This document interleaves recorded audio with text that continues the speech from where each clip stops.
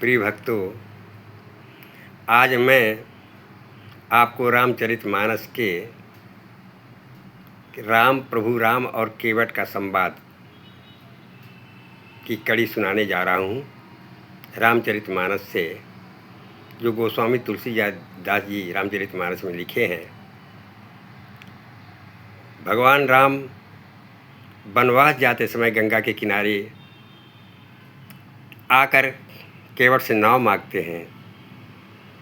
केवट नाव लाने से इनकार करता है।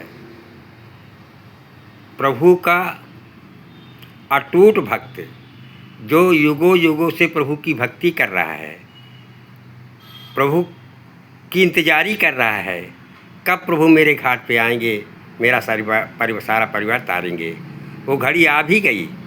प्रभु केवट के घाट पे नाव मांगते हैं। केवट के घाट पे गंगा किनारे खड़े हैं, नाव मांग रहे हैं। केवट नाव लाने से इनकार करता है।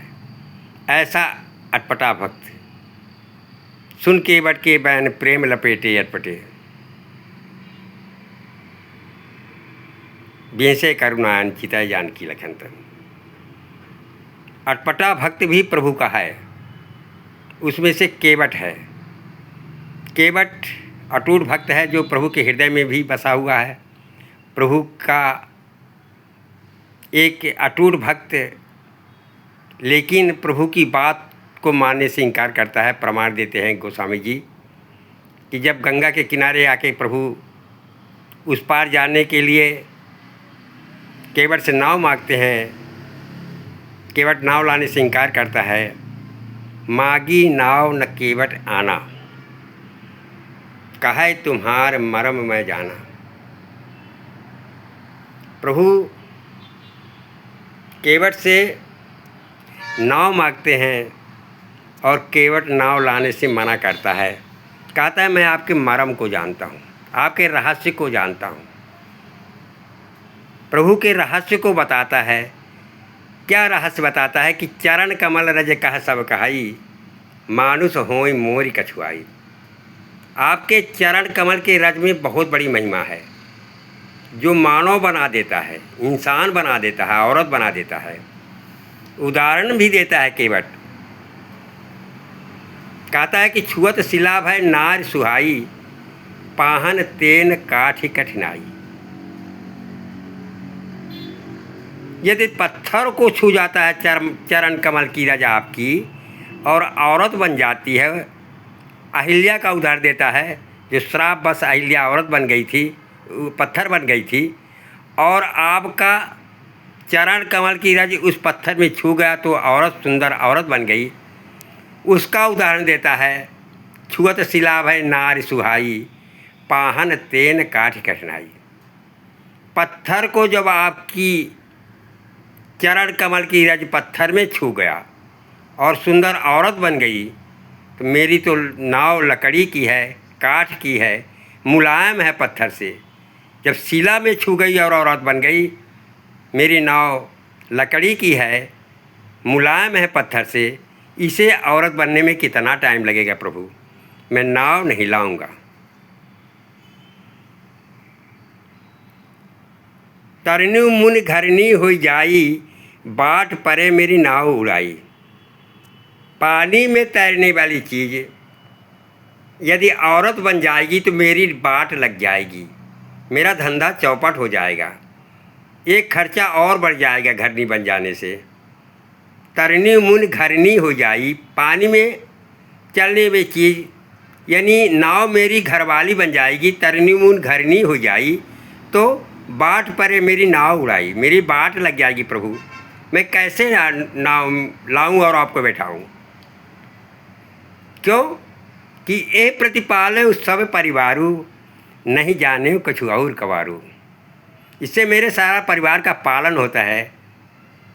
मैं नाव नहीं लाऊंगा, इससे मेरा सारा परिवार चलता है। ऐसी अटपटी बात कर रहा है केवट। और आगे कहता है कि जो प्रभुपाल आवसिका चाहूँ, मुहि पद पदुम पखारन कहूँ। यदि आप मेरे नाव में बैठना चाहते हैं तो मुझे पैर पखारने की आज्ञा दीजिए। मैं इस धूल को अलग करके चरण कमल के रस का पान करूँगा, चरणामृत लूँगा, तभी मैं आपको अपनी नाव में बैठाऊँगा। आगे कहता है कि पद कमल धोई चढ़ाए, नाव न नाथ उतराई चाहूँ। मैं आपको आपके चरण कमल को धोऊँगा, तभी मैं आपको अपनी नाव में बैठाऊँगा। दशरथ राजा की शपथ भी खाता है, पद कमल धोई चढ़ाए, नाव न नाथ उतराई चाहूँ। मुझे उतराई नहीं चाहिए, मुझे उतराई नहीं चाहिए। आपका चरण कमल को धोना है, उसका चरण कमल के धूल का पान करना है, उतराई नहीं लूँगा। इसकी सौगंध मैं दशरथ जी की भी खाता हूँ। पद कमल धोई चढ़ाए, नाव न नाथ उतराई चाहूँ। मोहि राम राउर आन दशरथ, शपथ सब साची कहूँ। बर तीर मारहूँ लखन पै, जब लगन पाए पखारी हों। तब लगिन तुलसीदास नाथ, कृपाल पार उतारी हों। मैं लक्ष्मण जी आज मुझे भले बाण मार दें। लक्ष्मण पूर्व जन्म में मुझे, जब मैं गिरगिट था, आपका चरण कमल छूने जाता था और ये लक्ष्मण जी शेषावतारी थे, मुझे फुफकार मार के भगा देते थे। मैं पीछे हट जाता था, आपका चरण कमल नहीं स्पर्श कर पाता था। आज मुझे मौका, आज हमारे घाट पे आए हैं प्रभु, मैं अपने शर्तों के हिसाब से ही आपको अपनी नाव में बैठाऊंगा। भले लक्ष्मण जी आज मुझे बाण मार दें, तीर मार दें, पर मैं आपको बैठाऊंगा। चरण कमल को धूल को पान करने के बाद ही, चरण कमल को पखारने के बाद ही। ऐसी बात सुनकर प्रभु सुन केवट के बैन, प्रेम लपेटे अटपटे। प्रेम से लिपटा हुआ अटपटी बात सुनते हैं प्रभु केवट की। सुन केवट के बैन, प्रेम लपेटे अटपटे। प्रेम से लिपटा हुआ अटपटी बात प्रभु जब केवट की सुनते हैं तो बिहसे करुणायन, बिहस जाते हैं, प्रसन्न हो जाते हैं, गदगद हो जाते हैं और गदगद होके लक्ष्मण और सीता की तरफ देखने लगते हैं और कहते हैं कि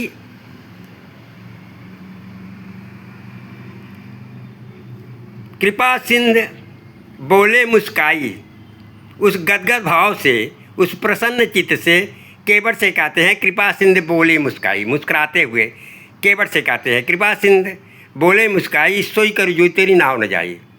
तेरे नाव न जाए, तेरा नुकसान न हो, तेरी नाव औरत न बने। ठीक है भाई, ऐसा ही काम कर ले। कैसा? यानी पैर पखाड़ ले। कृपा सिंध बोले मुस्काई, सोई कर जो तेरी नाव न जाई। बेग यानु जल पाए पखारू, होत विलम्ब उतारे पढ़ू। मुझे देरी हो रही है, जल्दी से पैर पखारो और मुझे नाव में बैठाओ और उस पार उतारो। केवट राम रजाय सुपावा, पान कठौता भर ले आवा। राम के आयुष को, राम की आज्ञा को पकड़, प्रभु की आज्ञा पाकर केवट राम रजाय सुपावा। प्रभु के आयुष को, प्रभु की आज्ञा को पाकर केवट कठौता में पानी भर के ले आता है। अति आनंद उमगे अनुरागा, चरण सरोज पखारन लगा। अति आनंद उमगे अनुरागा, हृदय से उमंग भरा हुआ केवट प्रभु का पैर पखारने लगता है और अपने पैर पखारने के बाद चरणामृत लेता है, सारे परिवार को उतारता है। ऐसा भक्त प्रभु को आशीर्वाद पाता है, अपने सारे परिवार को उतारता है। और मैं अगली कड़ी आपको फिर बताऊंगा अगले सोपान में। तब तक के लिए जय हिंद, जय श्री राम।